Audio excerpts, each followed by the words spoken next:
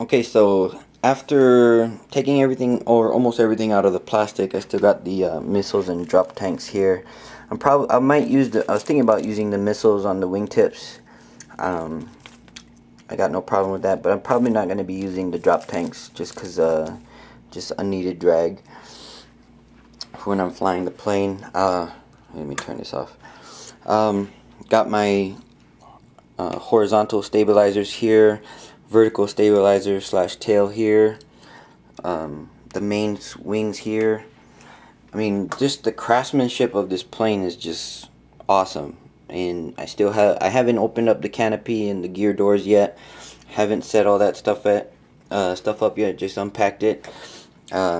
This little door right here, or this little piece right here, covers your ESC, where your ESC is going to be located and stuff like that. They even here got all my control horns and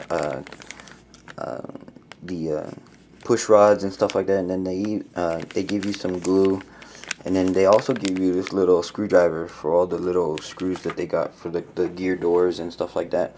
One thing I didn't know is that they already have a servo, a steerable nose wheel servo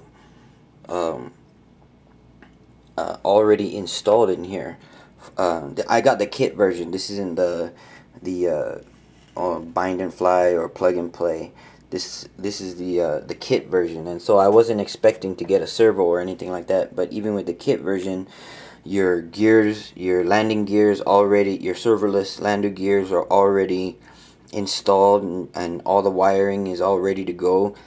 There's under here is where of course your landing gear for the front landing gear is, and inside there I just took a peek inside. It's already got a servo already hooked up to the landing gear for the steerable nose, for steering and stuff like that. So it's nice. That's a nice feature.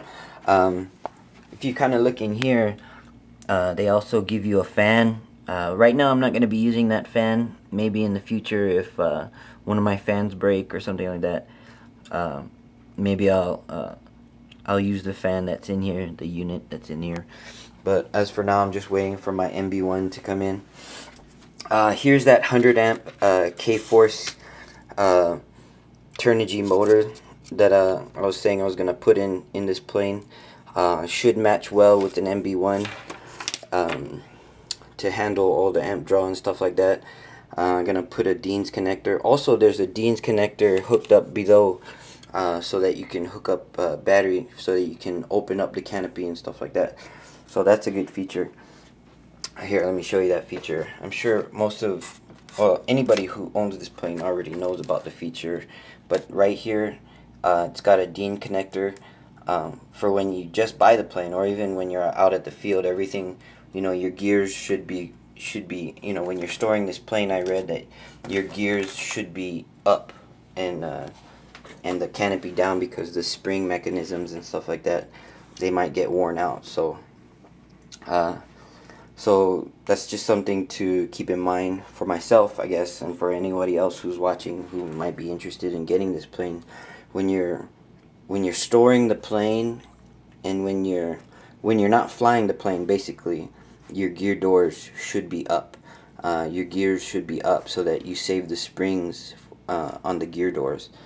Also, I got my my programming card or box from Turnigy for the K-Force, just to make sure. Of course, that's something that's essential when you have something like this type of ESC,